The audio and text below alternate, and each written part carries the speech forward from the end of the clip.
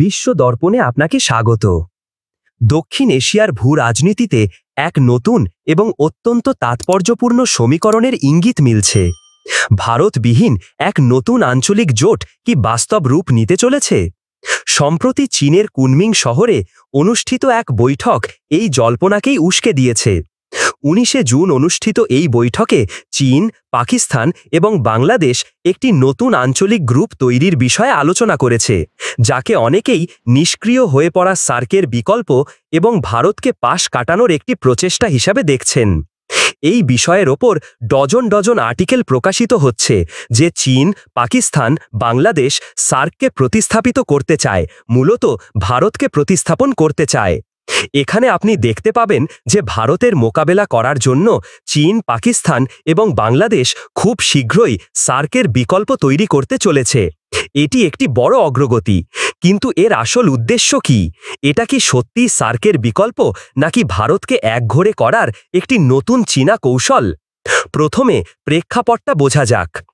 দক্ষিণ এশীয় আঞ্চলিক সহযোগিতা সংস্থা বা সার্ক বহু বছর ধরেই কার্যত অকেজো হয়ে আছে। সার্ক একটি পুরানো গ্রুপ, আপনি নিশ্চয়ই এর কথা শুনেছেন। দক্ষিণ এশীয় আঞ্চলিক সহযোগিতা সংস্থা, যার বিগত 7-8 বছরে কোনো শীর্ষ সম্মেলন হয়নি। আফগানিস্তান, পাকিস্তান, ভারত, বাংলাদেশ, ভুটান, মালদ্বীপ এবং শ্রীলঙ্কা সার্কের সদস্য। চীন দীর্ঘদিন ধরেই চাইছিল যে হয় তাদের সার্কে প্রবেশ করানো হোক অথবা সার্কের মতো একটি নতুন গ্রুপ গঠন করা হোক, কিন্তু চীনের সামনে সমস্যা ছিল যে পাকিস্তান ছাড়া আর কেউ এই ধারণাকে সমর্থন করছিল না। চীনে অনুষ্ঠিত এই ত্রিপাক্ষিক বৈঠককে তাই বিচ্ছিন্ন ঘটনা হিসাবে দেখার সুযোগ নেই। এই বৈঠকে চীন, পাকিস্তান, বাংলাদেশ ত্রিপাক্ষিক সহযোগিতার আওতায় অর্থনৈতিক করিডর, বাণিজ্য বৃদ্ধি এবং আঞ্চলিক সংযোগ বাড়ানোর কথা বলা হয়েছে। কিন্তু অর্থনৈতিক এই আলোচনার আড়ালে রয়েছে গভীর ভূ রাজনৈতিক উদ্দেশ্য। ভারতের কি এই বিষয়ে উদ্বিগ্ন হওয়া উচিত? হ্যাঁ, এটি অবশ্যই উদ্বেগের বিষয়। পাকিস্তান, বাংলাদেশ এবং চীন সম্প্রতি একটি ত্রিপক্ষীয় শীর্ষ সম্মেলন করেছে। এখানে চীন, বাংলাদেশ এবং পাকিস্তানের প্রতিনিধিদের প্রথমবারের মতো একত্রিত হতে দেখতে পাবেন। চীন এবং পাকিস্তান দীর্ঘদিন ধরে এটি করতে চেয়েছিল। বাংলাদেশের প্রাক্তন প্রধানমন্ত্রী শেখ হাসিনা একজন নিরপেক্ষ নেত্রী ছিলেন। তিনি জানতেন যে ভারতের সাথে সম্পর্ক নষ্ট করে এই নতুন গ্রুপ গঠনের মাধ্যমে সমস্যা বৃদ্ধি পাবে। কিন্তু মোহাম্মদ ইউনুস এমন একজন নেতা যিনি বিশেষভাবে ভারত ও বাংলাদেশের সম্পর্ক নষ্ট করার জন্য এসেছেন। মোহাম্মদ ইউনুসের অধীনে চীনের দীর্ঘদিনের স্বপ্ন যে ভারতীয় উপমহাদেশে একটি নতুন গ্রুপ গঠিত হবে অনেকাংশে বাস্তবায়িত হতে চলেছে। এখন প্রশ্ন হল, চীন, পাকিস্তান এবং বাংলাদেশ এই 3 দেশের স্বার্থটা ঠিক কোথায়? চীনের উদ্দেশ্য অত্যন্ত স্পষ্ট। প্রথমত, বেল্ট অ্যান্ড রোড ইনিশিয়েটিভ প্রকল্পের আওতায় এই অঞ্চলকে পুরোপুরি নিজের বলয়ে নিয়ে আসা। দ্বিতীয়ত, এশিয়ায় তার প্রধান প্রতিদ্বন্দ্বী ভারতকে কৌশলগতভাবে চাপে রাখা এবং দক্ষিণ এশিয়ায় ভারতের ঐতিহ্যবাহী প্রভাবকে খর্ব করা। এই নতুন জোট তৈরি হলে চীন এমন একটি প্ল্যাটফর্ম পাবে যেখানে ভারতের কোনো কথাই চলবে না। পাকিস্তানের জন্য এটি একটি সুবর্ণ সুযোগ। তারা চির প্রতিদ্বন্দ্বী ভারতকে এড়িয়ে একটি নতুন আঞ্চলিক প্ল্যাটফর্ম পেতে চাইছে, যা তাদের অর্থনৈতিক ও কৌশলগতভাবে লাভবান করবে। সার্কের অকার্যকারিতার জন্য তারা বরাবরই ভারতকে দায়ী করে।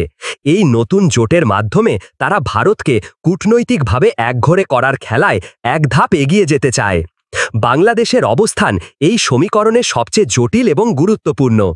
বাংলাদেশ একদিকে যেমন ভারতের অন্যতম কাছের বন্ধু ও ঐতিহাসিক মিত্র, তেমনি গত 1 দশকে চীনের সাথেও তার অর্থনৈতিক এবং সামরিক সম্পর্ক বহু গুণ বেড়েছে। চীনের বিশাল বিনিয়োগ এবং সস্তা ঋণ বাংলাদেশের উন্নয়নের জন্য আকর্ষণীয়। ভারতের বিদেশমন্ত্রী জয়শঙ্কর সাহেব বলেছেন, যদি আপনি ভারতের বিরুদ্ধে যান তবে তার পরিণতিও হবে।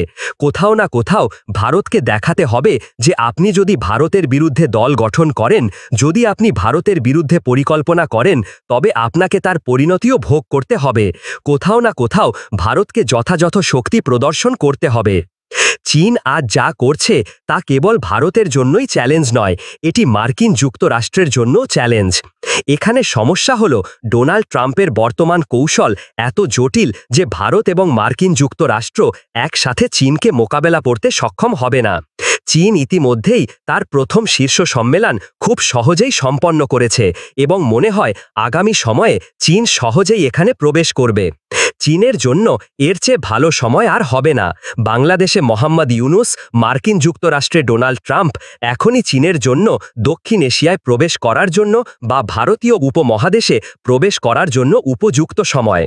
এই সম্ভাব্য জোট ভারতের জন্য নিঃসন্দেহে একটি বড় ডিপ্লোম্যাটিক চ্যালেঞ্জ।